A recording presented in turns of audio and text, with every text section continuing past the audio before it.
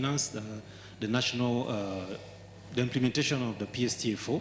We are a policy lending institution, so currently we are financing the private sector role of taking over what the government has been doing in implementing all the good technology that we have been hearing in mechanization, in input financing.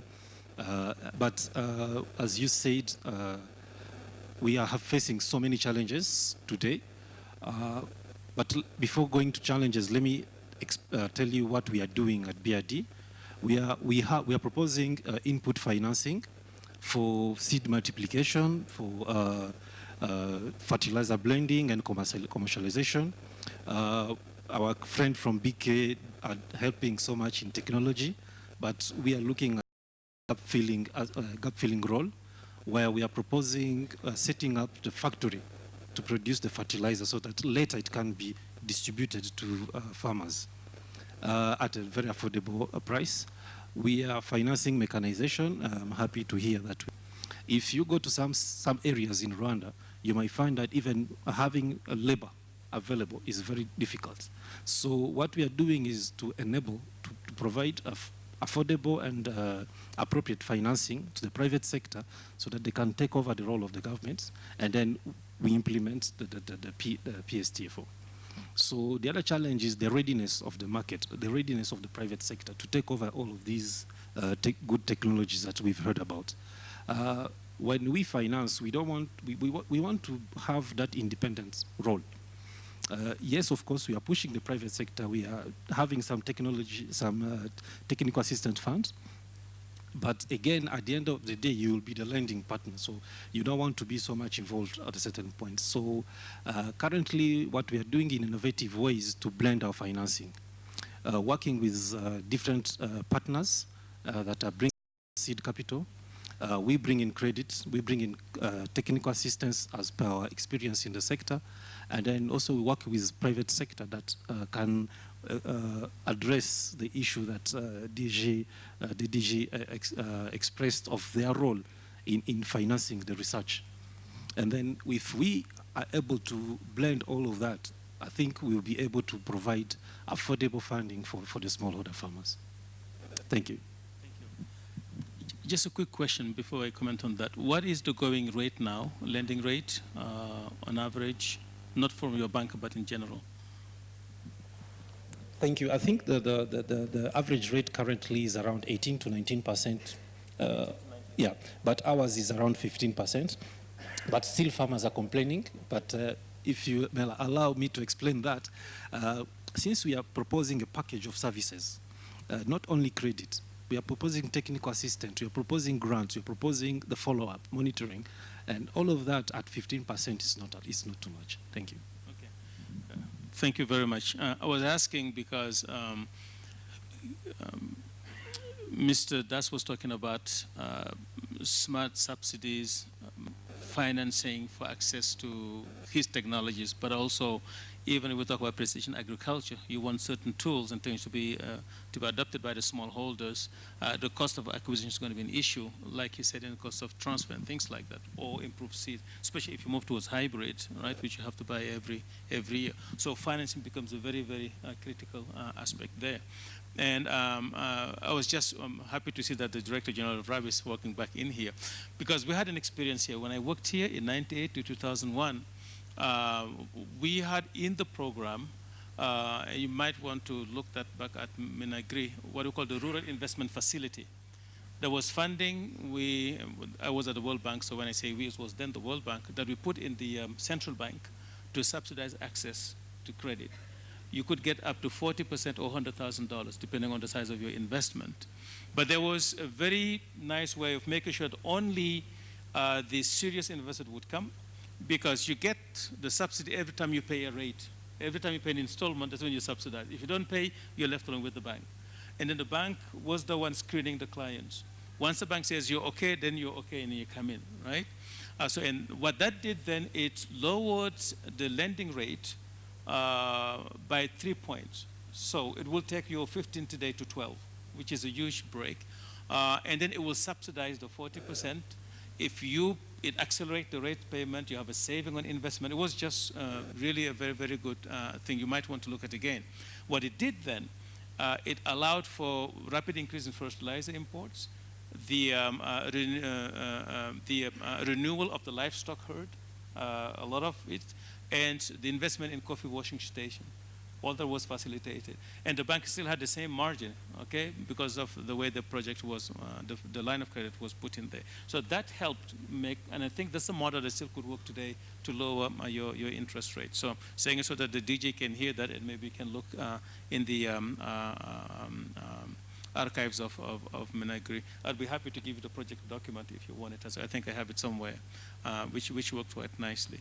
So we heard about all the technical answers possibly that could be brought to bear to accelerate progress, to sustain progress, and to achieve a better tomorrow for farmers and consumers here in Africa. Whether you're talking about mechanization, whether you're talking about seed systems to get the highest quality, most productive seeds into the hands of farmers, or you're talking about specific technology to produce those seeds as hybrids or biotechnology, or you talk about the way you do business even better in a context of a changing climate and much more scarce resources through precision agriculture, how you deliver for smallholders or how you finance it. There's quite a lot around here that is food for thought for us, that any serious government that focuses on it with its private sector, actually today really has a way forward, right? So, and we're of course pleased to see that we're in a place where that way forward is yielding results. For those of us who have known Rwanda 20, 25 years ago and today, what's happening in agriculture, we know there's a huge gap forward. But as the Director General of RAP said this morning, we still have issues of hunger and food security and livelihoods that we have to deal with. So we cannot be happy with whatever success we've had in the past. So that's why we're asking these questions. And so thank you to the audience for your patience and listening to our panelists here. This is now the time to also benefit from your experience, your questions, your inquiries, so that we have a very rich set of ideas by the time we leave here. So we are now 20 minutes to 12. I think we got a little bit faster, so that will give us enough time for you. So please participate vigorously. I would like just to request that when you stand up to get the floor, that you briefly present yourself, your name and your affiliation, so that we know who is speaking. So our organizers, if you could have the microphones ready around the room, at least on 2 or 3 different sites, so that we can have a smooth flow of the question and answers. So thank you again, and the floor is open. So I'll take maybe 5 sets of questions, allow the panel to answer, and I take another 5 sets. And if you have a specific question for a specific panelist, please say so. Otherwise, we'll see who would like to volunteer from the panel to respond. So the floor is open. Thank you. Okay, let me take to my right-hand side first. So I got 2 questions. I start with the gentleman in the back with the gray suit. And then, okay, so then that's fine. He's got the mic already. We'll start with you, and then we go to the back. Please. Thank you, Chair. My name is Ikalis Kanamugire from the Private Sector Federation of Rwanda. I'm in charge of advocacy and research there.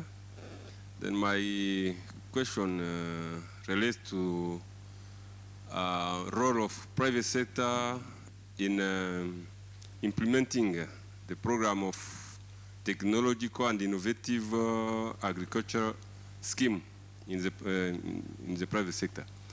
We think that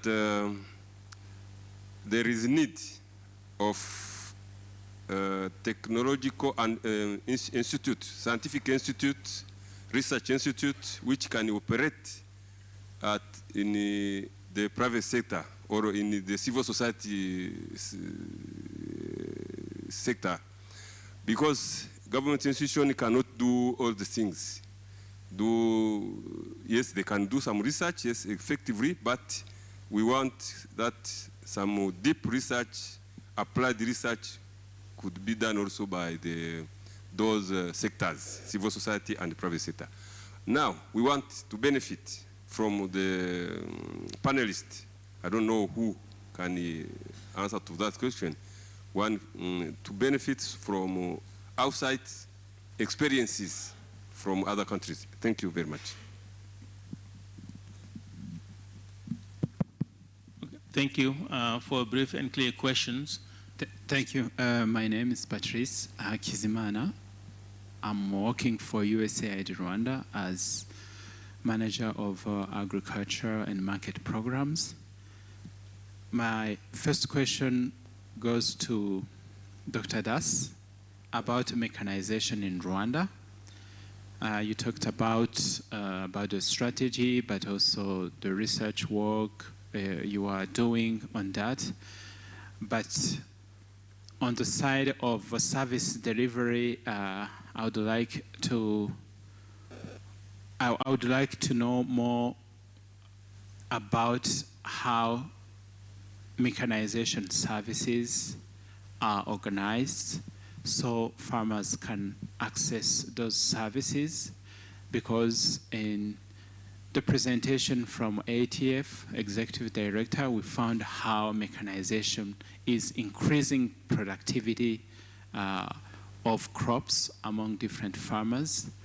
But I think also providing mechanization services to our farmers is something that could help them to afford those services, but also what could be the role of the government to facilitate access to those services, but also involve private sector to make those services as a business.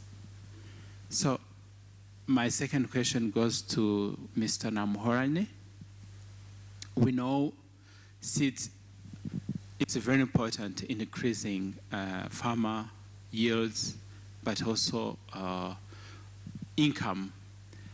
But when you see the farmers are not adopting those technologies, even though they are really very helpful to their business, what's the role of seed stakeholders, especially seed association, to make sure that there is increase in demand of seeds by farmers? What producing is good, but how do you really enlarge your markets to make sure that really seeds are adopted and used at a large scale by smallholder farmers? Thank you. Thank you very much. Let me take 2 or 3 more questions, if there are. Yes, ma'am. Hi, my name is Doreen. I'm the Chief of Staff and Head of Government Relations for One Acre Fund in Rwanda. My question is about this whole concept of the private sector, and I'll leave it open-ended because everyone from the DG before at the beginning and everyone on the panel has spoken about the importance of the private sector. And if you do read through PSTA 4, it all really banks on the private sector executing most of the components of it. It would be great to speak in more practical terms what this actually looks like. I know Minagri has been working on a private sector leveraging strategy, but that actually requires RAB to exit from some of the some of the areas that they are currently managing. It requires really looking at the type of incentives that are needed to attract more private sector players in the sector. So it would be great to talk about both the constraints and the incentives and what that exiting process might look like. Thank you. Any more questions? Yes, okay, let me take the gentleman here and then I'll come to you. Good morning. Thank you very much for all these interesting insights on technologies. I'm Arnaud Devancey. I'm working from the EU delegation, co-chair of the sector here in Rwanda. I have a question regarding the where should I'm asking myself. So where should we put the focus? So we talk a lot about technology, but how can we also talk about the farm and the technology? And maybe because when we think about the technology, we have to think about also the farm. The farm. When I talk about the farm, I talk about the farmer, how the farmer Is he educated? Will he be able to understand what are the impacts of using a specific technology on himself, on his labor, on his soil, on his environment, on his income, and how far he knows all of these things, how far when we are developing a technology, we are taking into consideration all these aspects of the farm. So that's, it can be really taken forward on a long-term perspective.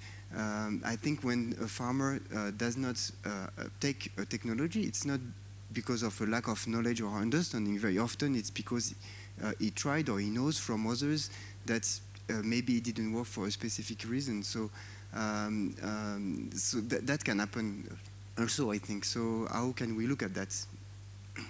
Thank you. Let me take the last question for this round.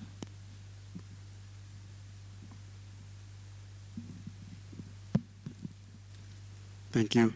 My name is John Rugamba. I'm the CEO of a manufacturing company called Remco. We are based in Kigali Economic Zone. I just want to have 3 simple questions. One question is to Dr. Richard. He mentioned about precision agriculture, but if it would be possible to specifically explain what you mean by precision agriculture. And the second question, we have heard this facility called Agriculture Guarantee Fund. Wanted to know if this facility exists and how it works. Lastly, I think some member mentioned about the 7-year RAB strategic plan. Is this document in the public domain? How can we access it? Thank you. Very good. We can start perhaps with some, it's a very simple question, I guess. Is a strategic plan available? Is it in the public domain? So we have somebody from RAP, it is. So it is available, it's in public domain, okay? The guarantee fund, probably maybe BRD will be the best to respond to that, okay, when we get to it. Then I would like the question of is the farm or is the farmer ready for the technology we're talking about? And if not, what to do? These are the questions, right? So do they have what it takes to embrace these new technologies? Maybe we can ask our friends from the seed systems to respond to that. Can the farmers, are we focusing enough on the farmers' capabilities and capacities to embrace new technology? And if not, what can we do about it? We got a couple of questions on the private sector and the role in PSTA4. One wants to have much more concrete examples of what is happening there, with the private sector being at the center of the strategy. The specific question was about the role of the private sector in research. Maybe Mr. Bukaga, what's his name again? Sorry, yeah. Yeah, Bushagu, yeah. So in your delivery, technology transfer models, what the role of the private sector in seed systems, the role of seeds as a seed, it comes from our friend over there. You can, together with the farmers, maybe you can respond to that. Mechanization, what are your modalities of delivery, the services that are available so that mechanization can reach the farmers? And so those would be, I think, the questions. The last one was about precision agriculture, what you mean by that. Maybe you can explain a little bit more amply for our friends. So let me start with the seed systems and the farmers, and then we just go around here. And feel free to grab any questions, you and Kayode, if you would like to comment on that. But let me go with those 4 first, and we come to you. All right, thank you. Okay, thank you for good question for Mr. Patrice from USAID. The National Seed Association is a member of the Private Sector Federation, and it's doing, in extension, the trials to show the farmers to compare the productivity by technology adoption. But also, the seed companies, they have to make their own trials to the farmers on effective cost. Normally the farmers are believing by sea. If we make the trials in a different district, in a different area the farmers are based, the farmers, they start to look and they know the difference. Also, we are focusing to teach the farmers to differentiate the seeds and the grain. Most of the time, the farmers they want to take the value of the seed as the same for the grain, which is the difference. Also, the second thing Seed Association is doing is to mobilize and give the training for the group of farmers to go to teach others in the different areas. Then maybe somebody can compliment from Rab. Thank you very much. Then perhaps let me then go to Mr. Namuhoranye on the. Okay, no. Then I looked the wrong direction. Okay, Mr. Buchago, right, on the role of the private sector, because that extends the role of the seeds associations. So what concretely are you talking about when you're talking about the role of the private sector in service delivery, in seeds delivery, and PSTA 4? Thank you, moderator. I think the question here was I think it was from Mr. Kanamugire, who's suggesting to have a sort of research institute to address issues that is pertinent to what the private sector is regarding as a priority. I'm not seeing this as it is rather an issue of setting priority and identifying challenges. Because as far as research is concerned, I think RAB is in a better, and NAEB, of course, a better position to do research in agriculture, and the custodian for research, including also universities and the other research institutions. And we have scientists well trained to do that.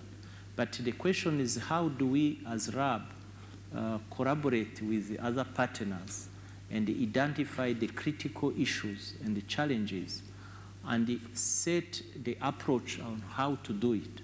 We have good models of doing preparatory research where we even give a farmer priority to set his own research protocol. And the researcher would come to evaluate how the farmer is assessing technology. So we are progressively moving from a station, a research that is being done in a station to a more participatory approach in research, because we have realized that for the technology to fit or to fit into the context of the farmer or the beneficiary, it has to be participatory, has to be a two-way communication and consultation during the research process. This is something happening in research in natural resources. So my take on this would be to position ourselves with the new emerging challenges that requires research institutions to engage more the private sector rather than confining ourselves within our institution and design our protocol, so-called scientific protocol, but not responding to the real challenges. There's another question that was asked by Mrs. Doreen to suggesting how RAB can progressively exiting from the primary mission that was itself before and let private sector to take the lead. I totally agree with that, but we need to be careful because we need to do it in a way that private sector make sure that the people that we are working with them have that capacity to do things. We think that there is a way we establish a transition period where we think that as the private sector gain knowledge and the skills to do things, then RAB would exist. But it's something that can be done overnight. And so it has to be conducted in a way that we ensure that the sector is moving in a proper direction. Very good. I would just add to that, actually, it's probably rather than exit, it is going to a repositioning, because you'll always going to need a government, especially in the seed and technology sector. There are activities that are just not profitable for the private sector to do early, or have large barriers, like if you go into breeder seeds and foundation seeds, the science you need for it, the laboratories you need for it, and so on. In our context of smaller economies, it's very hard to get the private sector to be able to do that and find a routine in it and do it for the smallholder. So you certainly are going to get the government there. And even what you're doing now is multiplication. That's where the private sector starts, perhaps. Sure. I'm not a seed specialist, but I could just imagine that that's where it starts. So you start from there, and then as seed companies become bigger and bigger, some will go into more foundation, more breeder, but it's not going to be now. Yeah. It's going to be taking a while. Like the early generation, development of early generation varieties, it requires some sophisticated skills, but also infrastructure that private sector may not have currently. So I see this as probably can look at it as a way of collaboration, but anticipating private sector to come in years to come. What's important is to always make sure that they have maximum access. Exactly. And a strong role to play, and then have all the space to grow and expand as the government refocuses its way of doing business. So before I come to you, Dr. Ferguson, let me ask Dr. Das to talk about mechanism and delivering those technologies. Of course, for the sake of fairness, you are in the research and development, not in the delivery, right? Perhaps Mr. Buchagu can say something about the delivery. But again, if you perhaps couldn't just answer that question to the extent that from your vantage point of view, you can say something about it. And then we see whoever can complement. Thank you. Thank you, moderator. The question was asked by a renowned person in the country, Mr. Hakizimana Patrice, the former Director General of RADA, that is Rwanda Agriculture Development Authority. So he knows this sector very well. Yes. The ones asking questions don't answer better. So he is in a position to answer, and he is my former boss. He served as he was the Vice Rector Academic and Research in former Agriculture Institute. But sir, it's my pleasure to have your question, and let me try to put it this way. On the side of University of Rwanda, because as moderator said correctly, the question has two sides. One is the academic research side, another is the extension side. Extension side, I think DDG will help us to complete the discussion. Sir, Rwanda cannot afford total mechanization at this stage. Rwanda needs selective type of mechanization. It's due to the overall affordability of the farmers to hire or to buy agricultural machineries. Once we say selective mechanization, that means we are not going to mechanize each operations from land preparation up to processing. We will be selecting, I mean the farmer will select some of the operations according to their affordability. That's selective type of mechanizations. I'm not talking about 10% commercial farmer. I'm talking about the fragmented smallholders farmers. Now, the Department of Mechanization has taken up the issues with the problems of the local farmers, especially the marginal and the smallholders. And we have identified their problems right from tillage up to harvestings. Now, we have made in Rwanda policies, that is, it's one of the guiding document. So, as institution, as academic research institution, we have been providing training to students to gear up for prototype development, commercial development, repair, maintenance, towards adopting the global technology. Sir, we have 3 strategies at this stage: prototype development, progressive strategy, and the participative strategy. Now, we are almost finishing the stage 1, that is prototype development, to suit the local farmers' need. The technology on today at its low level, using low-cost material, and we need to have a funding to upgrade those machineries to commercial standard. We have developed 18 standards for Rwanda RSB, that is Rwanda Standard Boards, for agricultural machineries and irrigations. That includes irrigation machineries and its maintenance side, and also farm machinery side, right from power tiller, tractor, harvester, up to the side of irrigation equipments like pumps. So those standards are there. Already standards are approved by the cabinet. Now, let's take on one example. Those tractors which are in the country at this stage.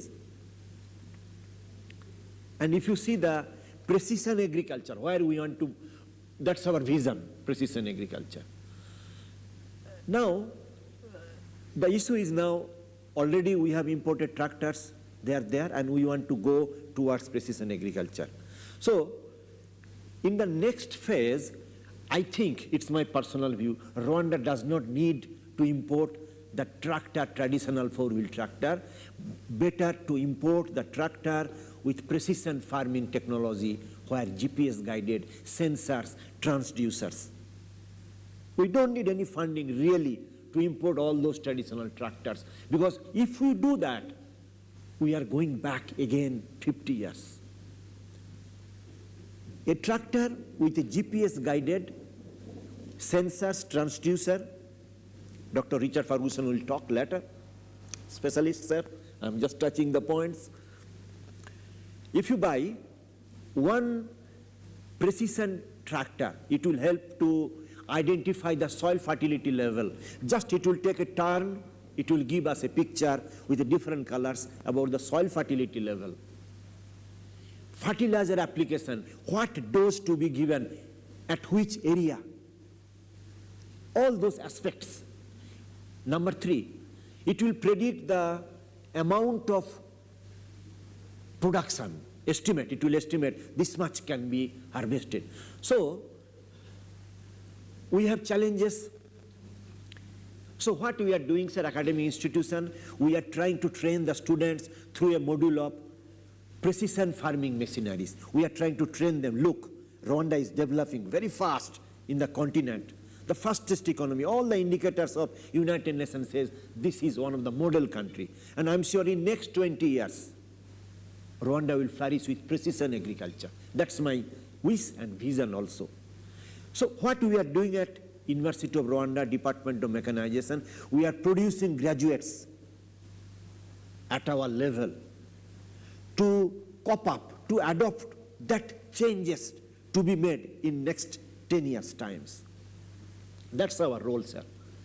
Now, about the community outreach, we have been doing it within the vicinity of the campus. It's not our jurisdiction to go beyond our vicinity area of the university setup. That's the extension service by RAB and Minagri. Sir, you used to be the Director General of RADA.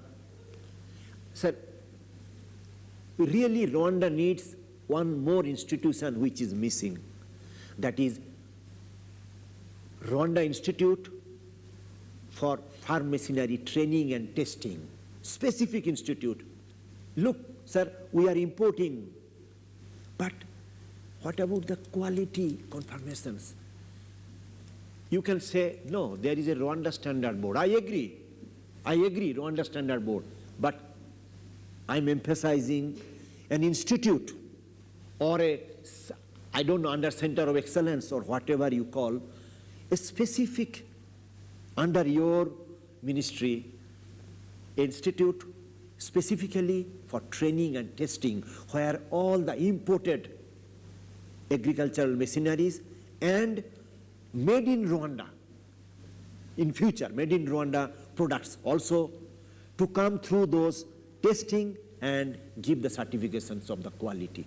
That's a long time we have been advocating for that is really a needed institute. These are all goes towards made in Rwanda, quality aspects, community outreach, prototype development, further development to commercial level. All those aspects are together. It's like a chain in the systems. As University of Rwanda, we are ready to honor the MOU between Ministry of Agriculture and University of Rwanda, College of Agriculture. We are there to cooperate, to participate, and to transfer the prototype technology, whatever we have, to Rwanda Agriculture Board, to further step so that it can be commercialized and then go for extension service. Thank you, Moderator. Thank you very much. Dr. Buchago, would you like to just comment on the modalities to deliver some of the mechanical equipment? I know you're at prototype now. You haven't reached that level. But is there maybe a vision, just like you're working with breeders to go towards foundation seeds and seed multipliers to get used to farmers? Maybe his center institution could be one of them. But what are you thinking in terms of using the homegrown technology in terms of machinery equipment and take it to fruition to market to the farmers? For that model, I wanted to provide some additional information on the delivery, mechanization service delivery. I think we have currently 24 private operators and about 175 tractors in the country. And the farmers can get mechanization services across the country. RAB used to have a subdivided mechanization services that was provided to farmers, but we are now glad that more private people have joined that. Of course, there is some challenges with the mechanization because getting a tractor of about 20 million francs, it's not it's sometimes out of the reach of the majority of farmers. And we have had discussion with the financial institution, including BRD, on how to support private investor to get, and what are the financial mechanism that can be put in place to facilitate access to this infrastructure. But we are also partnering with the people, private investors who would come and not selling the infrastructure, but providing mechanization services. We also think that in line with what our colleagues was talking about, how can we start manufacturing our local made or local prototype that are adapted to our local conditions. And we are happy to report that we are now soon going to have a center of excellence in mechanization in this country to support in research, technology development, but also research. And I think through that center we'll be able to develop those protocols but also build a network and a partnership with the universities and the other players in the mechanization sector. So we have two major challenges with regard to mechanization. One is the maintenance of the equipments, but also the operators, skills of operators. But we think that we are on good, we have a plan. We have an MOU that we have signed with the University of Rwanda, but also IPRC, to start developing curricula that can address the issues of skills. So we may be able to have a tailored program that addressing key issues and make sure that operators require the skills and the knowledge. Excellent. Dr. Das, you got your answer, right? The center is on its way. But I'm happy to, we haven't discussed this here today, but the issue of skills, upgrading skills development is so critical. We all expect the farmers to be born with the knowledge to do farming. He was talking about the knowledge of farming. Upgrading their skills, access to vocational and professional training. A tractor is not a car, all right? It's not a cart either. So driving it has to be learned, right? And we're not talking about servicing it, maintaining it, and all those kind of things, right? And then if you go further down the value chain, the process of processing foods, packaging it, innovating for new products. It's a lot of skills that is required for the value chains. We don't have the specialized way of training that, right? And that is going to be important. As you move towards maintenance and operating these farm equipments, perhaps you can expand it a little bit as RAB and think about what are the key professions that the whole value chain needs so you can modernize not just farming, but also processing, sales, packaging, and all those different things will be extremely important. So let me go to the last questions to Dr. Ferguson, again about precision agriculture. If you can come back to the definition and explain a little bit more for us. Thank you very much. Very good, thank you. And I realized I left the definition and application of precision agriculture intentionally broad. It comes down to management at the appropriate time, at the appropriate space to increase profit and productivity. So what does that mean for a smallholder operation? In many cases, an opportunity might be to localize inputs. So application of the right type of and rate of fertilizer at the right time, or selection of seed according to location within a field or a farm operation, selection of inputs of herbicides or pesticides. And in the cases of where a farmer has access to irrigation, the timing and rates of irrigation application. All of those decisions can be informed by a farmer going to that spot and looking to see what the issue is, or thinking that they may know what the issue is.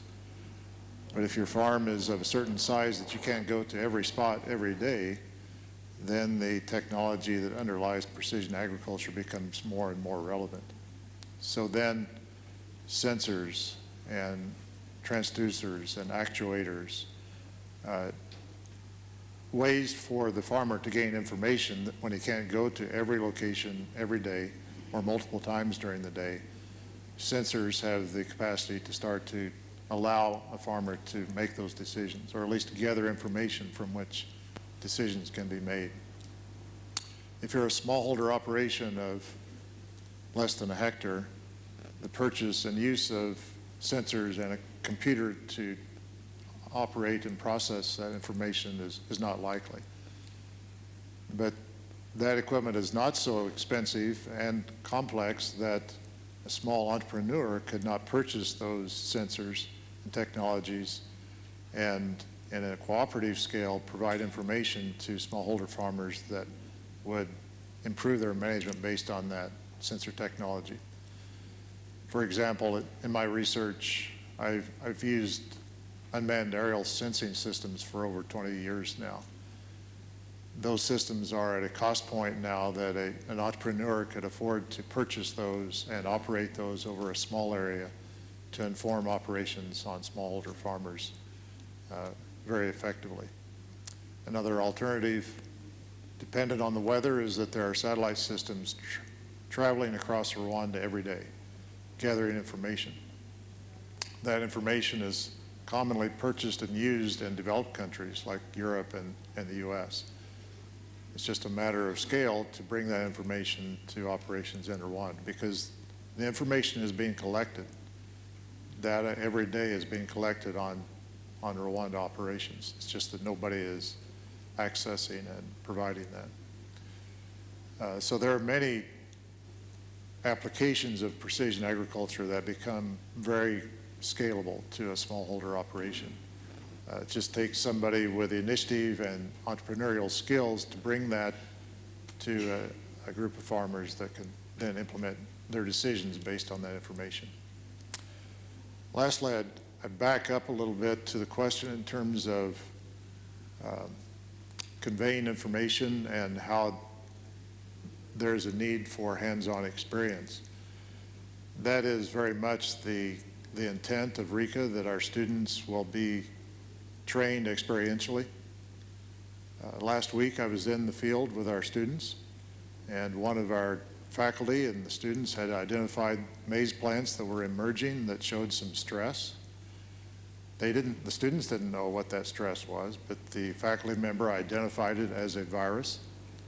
And so in this case, the solution was to remove those plants, a very precision application. It wasn't an application of an input. It was just removal of those plants to prevent the virus from traveling to other plants. Our processor, our eyes and our brain can detect that, and our knowledge that we've trained ourselves can detect that stress if we know what we're looking for. If you have a large operation, though, you're not going to go out and see every one of those plants. So a sensor, a drone, or a satellite system, or some other handheld device that can detect that stress and then allow the farmer to make informed decisions are part of what our students are going to be introduced to as they learn the hands-on skills to apply the theoretical knowledge that they gain in the classroom. Very good. Very short one, so we can have another round. Just 1 minute. Okay. Thank you. Last 10 years, 10, 15 years before, once a baby born in the operation theater, usually a gynecologist used to deal with the matter. Means a gynecologist will be arranging the delivery, he will look after the child health, all things he used to do. But in this last decade, no, gynecologist does not deal with pediatrics. His role is now limited. He is dealing with the delivery side. Now, pediatrics is dealing with the child health care. Then a heart specialist is dealing with the health matter of the child. So precision agriculture is the same way to precise as super speciality of each operations in the farming. An example, this time what we say, I have 1 hectare of land, natural calamities or whatever, we guess. Actually, we don't know the quantity to be harvested. And if it is a big size land, which is not homogeneous, are you going to take soil sample of 1,000 places to know the type of soil? Not possible. So precision farming with the latest technology of sensor, transducer, satellite guided, GPS guided, tractors will give solutions instantly, whereas we have a guidelines that soil fertility in that side is higher and the dose is already guided. And everything can be automatic and you enter in the system, start. That's precision farming. Thank you. I think the bottom line of that is that we have limited resources. We don't have enough money to buy all the implements. So the more precise we are in knowing what to do, when to do it, and exactly how much is needed, the more we get out of our pockets and out of our labor and out of our land, basically. So actually, it is a friend of the smallholder more than of the rich farmer. Okay, so if you look at it really, so we need it more than anybody else, right? So thank you for that. So let's open a second round of questions. I see, okay, let me start from here and I come through because I have 1, 2, 3, and then 4. It's going to be you. Let's start, just to be fair, we're starting from this side and we come over there, yeah. Yes. My name is Emmanuel from I just wanted to ask 2 questions, one on precision agriculture and the other one for finance. Then I would have loved to ask the mechanization guy, but I'll leave that. So the first question on precision agriculture is, yes, the definition is correct, but a lot of things do happen in close proximity to other developments in the country. For example, you mentioned the census. Now, if you were in a field where you have drought, and your sensors do send you information regarding the heterogeneity in moisture levels in the soil, you need to act to be able to correct that. But for you to act, you need to have infrastructure in place, which means you must have the capacity to be able to supply water. Now, if you don't have infrastructural facilities, this is where the problem is. It's one thing to identify the problem, it's another thing to apply the solutions.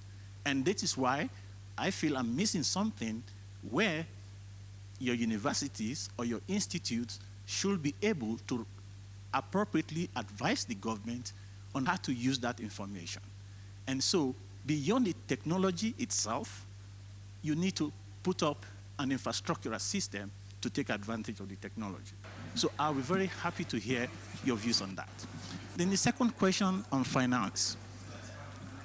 I'm very happy to hear you listed a lot of things going on in the finance sector. But one thing is still missing, and I think the finance area need to speak to that. It's not clear whether that should be to the government or to the international community. Certainly money is being spent on agriculture, but we need to quantify how much of that money is really sufficient to bring a transformation process. Basically, the large-scale entrepreneurs may likely meet your criteria, but the issue is, how do we leverage your investments? You listed a lot of things. Probably we need to say, given the gaps in a country, how do we bring that balance? Because in agriculture, we've had everybody spoke here. The technology person, the seed system person, the mechanization person, they all need to be represented in that investment platform. So if you don't balance that, the transformation process is truncated at that weakest point. And I don't know whether that is captured in the developing strategy of the finance systems. And would you rather want to invest in a way that smallholder farmers benefit more than funding 1 or 2 large-scale entrepreneurs? Because at the end of it all, you have most of smallholder farmers driving the agriculture.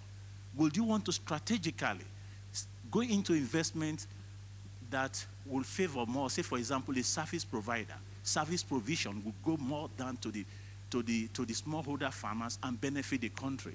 Or does the bank do business just from the finance point of view, strictly? Those are my two questions. Thank you. All right, very good. Thank you. Yeah, I think I have two more on this side. I think there were those two behind you. Were you the next one? Okay, then the two behind you, and then I come to the last one. Yeah. Mine is not a question, it is contribution. Then short one, please. Yeah. Yeah. I'm Ferdinand. I'm from Rwanda Polytechnic, which is a high-running institution based here in Kigali, but with 7 colleges located in different areas of the country. There is where we meet with farmers because we have agriculture program. We train people in crop production, but we also have program reserved to farmers, vocational training. I think it is about that Dr. Charis was talking about curricula that are addressing the issue of skills. We normally train farmers about agricultural practices, about irrigation, about mechanization, and our priority, it is hands-on skills, practical things. A good thing we have, for us, the program reserved to farmers, a half of training is delivered in the campus, another half of training is going to the working environment of farmers to assist and help them to fit what we have delivered to them in their working condition. The contribution I want to give is about this agricultural innovation and the technologies and taking them to farmers. We really have a lot of findings, a lot of research findings with their reliable recommendations, but it is all of them which are taken from research and training institutions to farmers. So there is still a need to increase the level at which these findings, this technology, these innovations are taken from paper, from research and training institutions to farmers. And our extensionists need something else. Sometimes people are taking these technologies to farmers and they are starting very far beyond the level of farmers.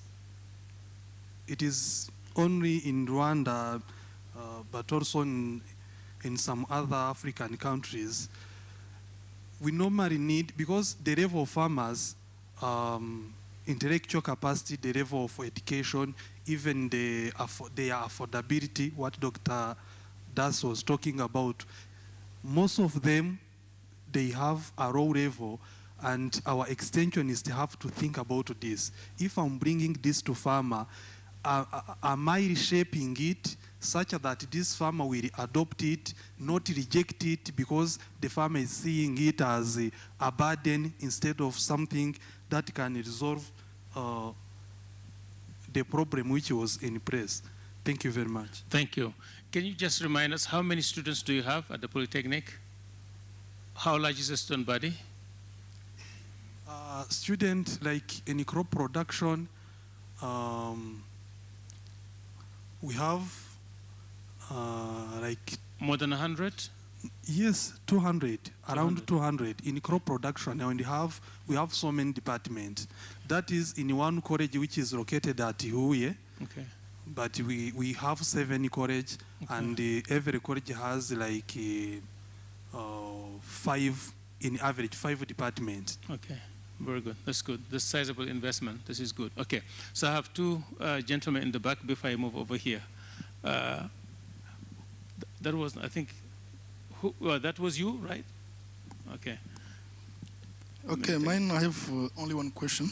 Please. It's about the reasons why this, sometimes we forget that the agriculture technology and innovations are not adopted because of most of the time lack of suitable market of the produce from farmers, private sector, and civil society. And for me, there is no the enabling environment for market. Most of countries, they just regulate the prices, but sometimes there is no subsidy that motivate this farmer producer to have good price. And what is the question about that? My question is, yeah, please. Why then these the banks that have the vocation for finance. Like in Rwanda, we have only BRD here, but at the local farmers, we don't have these cooperatives that these farmers can have loans with lower interest rates. Because I heard it was 15, and for farmers actually to have a capital at 15% interest rate is too high for. So your question is, how can we get more actors to lend to farmers? For me, that's the first question, the interest rates. The second question related to that is why other ministries than Ministry of Agriculture, for example, Ministry of Commerce, other players in the market environment, why are not engaged in the agriculture trading Very good. within the country and the region? Actually, I'm requesting expert in this field to give more explanation, because I never understand that situation. So Thank you. basically, what are they doing with the other ministries to solve the issue of access to markets? Solve these issues, but because it hinders actually the adoption of these people to adopt the technologies we are developing. Because I heard most of the discussion here was how to raise the productivity and other things. And after the productivity, what happens? Okay, we got your point. Thank you. Yeah. And okay. So there was a gentleman over there. He was somebody from there, yeah. Thank you. My name is William Kiberen, working for Kenya Seed Company Rwanda Limited. And I want to ask two questions.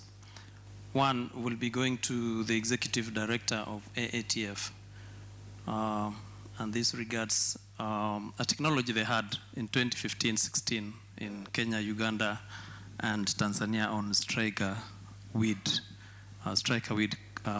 technology. I don't know whether they have a plan for Rwanda and whether there is any striker in Rwanda. So maybe they could be able to respond to that. Number two, we'll go to the Deputy Director General of RAB. And we really appreciate the efforts that they are making in the technology transfer, and particularly inviting the private sector into this very noble business. Now, I would like to know what plans they have to actually encourage the private sector, particularly the seed companies, in terms of locally producing seed, or doing seed that is made in Rwanda, amidst all the many challenges that are faced.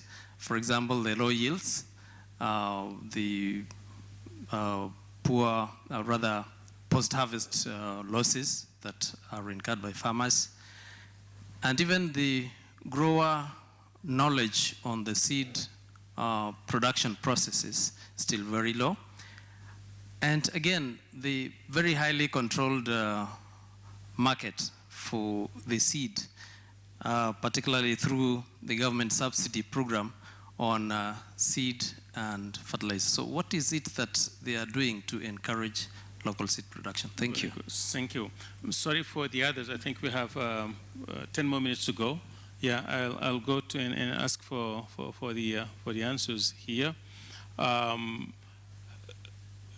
The question about striker, I think we will probably ask you, Emmanuel, to respond, because the ED is not here, right? Oh, there he is. Okay, okay. When we get to that, okay. So again, I think your comment on the first question is precision agriculture only about information? I heard you talking about the tools as well in your definition, right? So maybe you can comment on that a little bit. And how do you balance financing? And then the target is such that it reaches under smallholder farmers is quite important. What do you do beyond technology to make sure that there's a market for the products? How do you work, and maybe this is for Rob, how do you work with the other ministries to get to that? Finally, again, the role of the private sector in the seed systems. It looks like maybe the subsidy program is closed off to the private sector. I don't know. At least it sounds like that. So how can you open that up? So can we start with you, Dr. Ferguson, just on that issue, tools and information and equipment and infrastructure and precision agriculture? Yes, and I would say that that is an excellent question that I don't have the finished answer to yet. It's a bit of a personal question. Before I came to Rwanda, I was helping to lead a research project in the U.S. looking at the interaction of sensing stresses for nitrogen and water in irrigated maize. And the objective was to inform systems which could variably apply water and nitrogen spatially in time through center pivot irrigation systems. That was a very exciting and innovative project, and I decided it was more exciting to come to Rwanda. So I'm not doing that now. But there are systems, and they are not yet refined and available, which can, in space and time, vary inputs according to crop stress. It does not necessarily mean that you have to have a very expensive infrastructure to deliver that. It is possible, if you know the stress and you know where it is, to do an intervention by hand. You do not need necessarily mechanization. You can hand apply or hand spray pesticides or fertilizer. As long as you know where and when you need to apply those inputs. So there is a range of technology all the way from a high-tech sensor-informed center pivot system down to a farmer with a backpack sprayer, as long as that farmer knows where to go and when to go with a backpack sprayer. And so a precision technology could be just a farmer with a GPS tool and a backpack sprayer to go intervene. It's very possible to do across a range of scales with or without mechanization. Very good. In other words, that information always adds value, right? You can extract more if you have more equipment and perhaps more infrastructure, but it always adds value once you know what to do and how better to do it. All right, very good. Then let's talk about the financing issue, right? Thank you. The way we balance our financing and to make sure that it reaches the smallholder farmers is by different interventions. First, what we do is we position ourselves as an impact financing institution rather than a profit maximizing institution. By reducing to the maximum our margins, we make sure that we transfer the money to smallholder farmers at a very affordable rate. Second, what we do is we use anchor farms through which we finance, and then they can trickle down the benefits of the financing, either by giving services or giving contracts to smallholders, advancing inputs and other things, technical assistance to farmers, so that we are sure that the whole package that will reach the smallholder farmer is at an affordable rate. On lending also through MFIs and SACCOs, because of their proximity with smallholder farmers, for them it's cheaper to follow up a farmer than for ourselves moving from the capital city to smallholder farmers. So that's why we make sure that farmers are accessing finance at an affordable rate. Yeah. All right, thank you. Then we go to perhaps Dr. Buchagu, so to answer the questions about what do you do to make sure that the farmers have the other surrounding conditions met for them to invest in technology, access to markets, access to finance, and so on. How are you working with other ministries, for example, across government to make that possible? Thank you. I think The Minagri is collaborating with other ministries in very specific to address the issues of access to market. We would say Minicom and others, but also private sector federation that we are working together, but also the access to be able to use ICT tools. I think we have digital trading platform that people can access and explore what is the available market, not only in the region, but worldwide. I would also give an example of eSoko that provide information on market information so that everybody can know what is available. So I would say that is more about, the role is more enabling environment, but also help accessing information to farmers. The question from William of Kenya Seed was, probably I want to touch on it. Yeah, that one actually was going to go. I mean, there's 3 times we had that same questions. What is the role of the private? Is it something we are missing? Is it really a problem with the private sector? I think we have touched on post-harvesting, on the highly controlled market. I think this and the subsidy system. What is the issue there? Why is the private sector thinking they're not really getting into that? I think there is a strong rationale why we have subsidy system in this country, is that we still have low use of agriculture input in this country. So the latest figures indicate that we have around 13% smallholder using improved seed. But you can still have subsidies that is private sector friendly. Yes, and then, yes. Yeah. So which means that we need to facilitate those farmers to access the improved technology. And it is not the intention to keep the subsidy, but is to access to. And the only reason why people are not accessing this is not linked only to financial capability, but also the understanding. It means people need to build understanding that we have to use this good agricultural practice technology to achieve the productivity. Can I dig a little bit deeper for him? In that subsidy system, is it possible for a private sector seeds dealer to get involved? Sure. Okay, sure. There's room for them? Yeah. Okay. Yeah. I think that probably answers the question then. If from the regulation and the modalities, if they can be part of that, then that answers the questions. Or maybe they think they cannot, but this is something we can discuss in bilateral after from here. But I think I see them shaking their heads. So that's certainly an issue. Don't get rid of the subsidy if it still makes sense, but make sure that the private sector can be part of the delivery system as well. So I think that's the most important one. That was the last question for you, right? That was the last one for you, right? Okay. Then let's ask the ED to tell us something about Striker technology, and is it ready for Rwanda? We have also the Director General of RAP here, who will be making the final decisions. But if Rwanda wanted it today or tomorrow, is AATF ready? Yeah, thank you very much. I would say our mode of operation is that we are guided by our partner organizations of the countries we work in. And if that is one of the priorities that they bring on board, for sure, why not? And as the technology being available, it is available. And there are a number of products already even which can be tested and see if they fit within the Rwanda environment. And even after that, then can be incorporated into their local varieties. So it is the guidance, and I'm glad we already have discussions with RAB, with the assistance of Dr. Patrick Karanga and his team. And if that comes up, for sure, it will be addressed.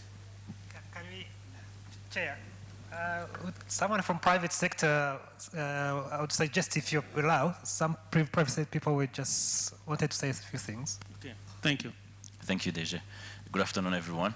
My name is Regis Sugemashiro. I'm the Chief Digital Officer of Bank of Kigali, representing the CEO. She's traveling, wasn't able to make it. So I came with my colleague from our subsidiary, BK Tech House. A lot of questions kept coming up about financing and also technology in agriculture. We are one of the partners with Rwanda Agriculture Board. Through an MOU, we've developed a system called Smart Hunganeri System, which helps in the distribution of the agro inputs. Right now it counts over 1.4 million counting farmers who get subsidies through our system. But for this point, I want to mention about finance. We recently just launched a product called eCoffee. This addresses the question of one of the gentlemen sitting in the back about how do we get the smallholder farmers to access finance to subsidy. We've launched eCoffee about less than 3 months ago. We have over 185,000 farmers who are using it and mobilized over 485 million of farmers saving to buy agro inputs. It's still in pilot. Our aim is that within the next few months we can start giving what we call restricted loans.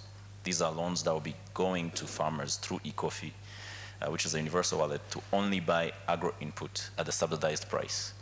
And it will help us enforce what we call contract farming, whereby farmers who plant, for instance, if you belong into chili business or coffee or tea, we already have a mean of getting paid, because before you get paid, we'll get our commission as a bank. But that will catalyze the access to finance and also provide awareness. Why is it important to pay back on your loans? You don't just get the money, you also get financial educational literacy that come with it. As I close, I want to call, right now we're only working with RAB, Minagri, and suppliers, distributor, APTC, and obviously over 1,300 agro dealers are our agents. However, we'll be happy to see this platform also bringing on people into the mechanization and agriculture precision, and our partners BRD, who are doing amazing work. But really all the partners who add value to the ecosystem, it only makes sense if the picture is complete. So we're here to partner, we're here to collaborate, and we have a long vision on investing this. We've already invested over many millions of dollars by ourselves. So the more the merrier, and you're welcome to join us. Thank you. Very good. Thank you very much. I think we're coming to the end of our session here. I think this has been a very inspiring discussion, the subjects that we touched upon here, since we're talking about. And this is so important, given that this is the best time to invest in African agriculture since independence. The momentum that's here, the rate of growth, the product which you've seen, if you were to chart today, the index of gross in agriculture production from the 2000 to now, you'll see Africa's line going all the way up there, followed by other regions way below that. It's the first time in history. It's never happened before.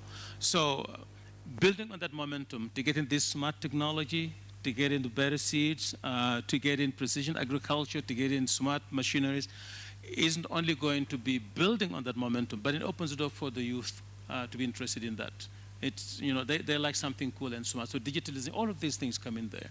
Then what it does for us is that the coming decades, even without climate change, are going to be very, very tight in terms of food supply and food demand.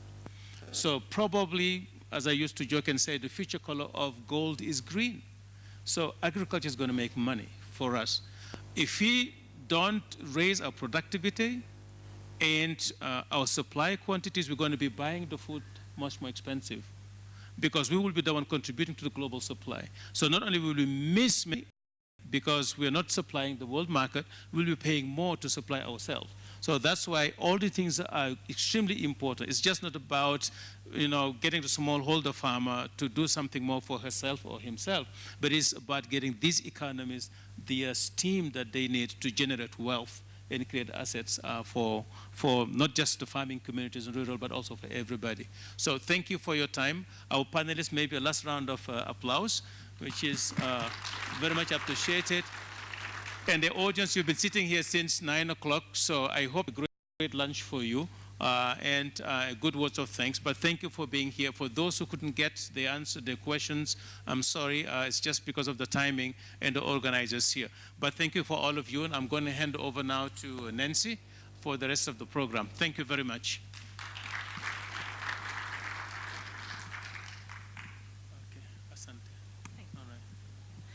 Thank you very much, Dr. Badiane. I would like to invite us to listen to a very short reading of what has come out of this meeting. It's a communique of what has been discussed here. It is a work in progress, but I would like to invite Jean Lat Rurangwa, where are you? So you can take us through that.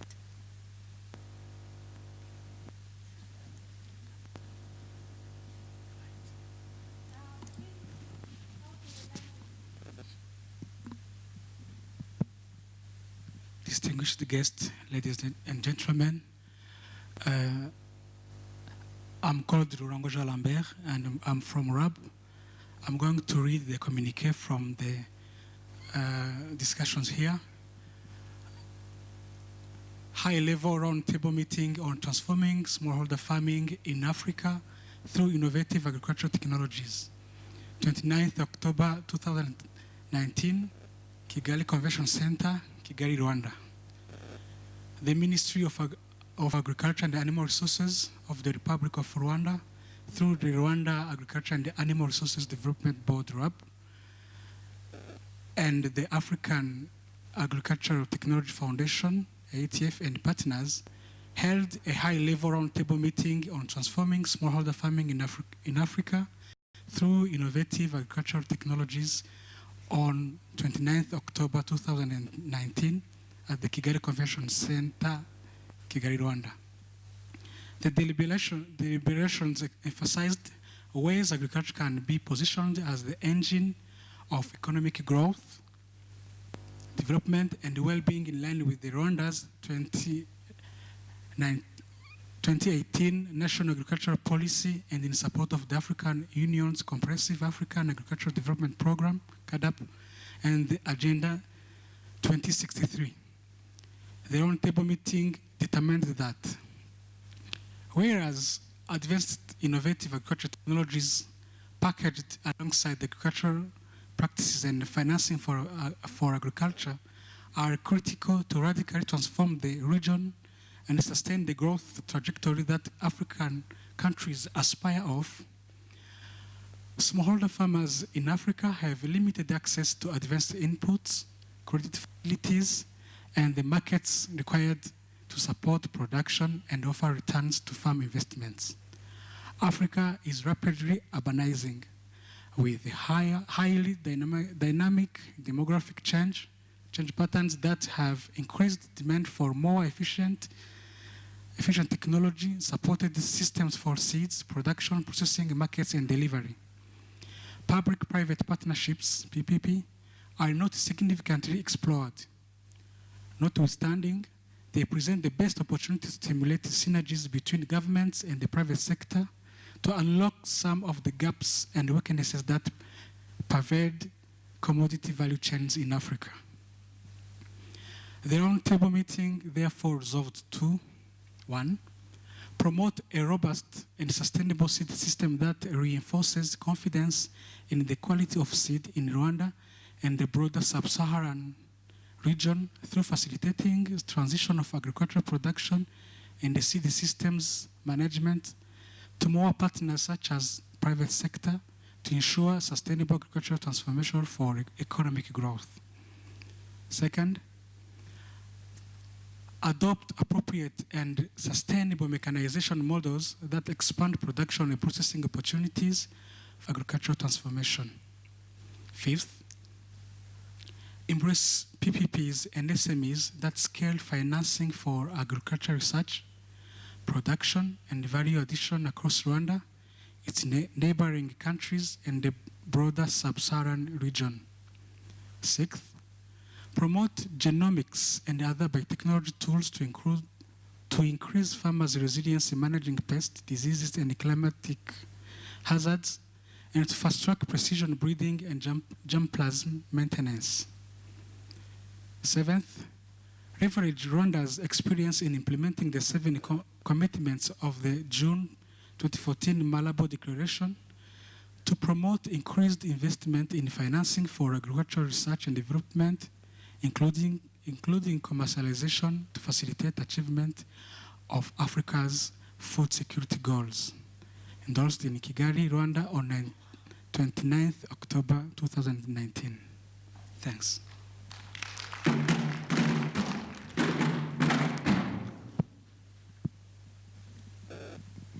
Thank you very much, Ambat. I doubt we have time to take comments on that, but I believe we will have a system of actually receiving comments to the communique. At this point, maybe if we can have lights, please.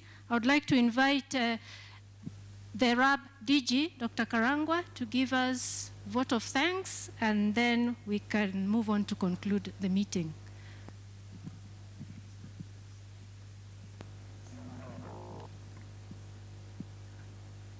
Okay, thanks. Yeah, just a few, just like 1 or 2 words of thanking everyone. As the journalists Arabi were telling me they want me to go to the live streaming of 1 p.m. news about the event. So just thank you, everyone, for having very actively participated.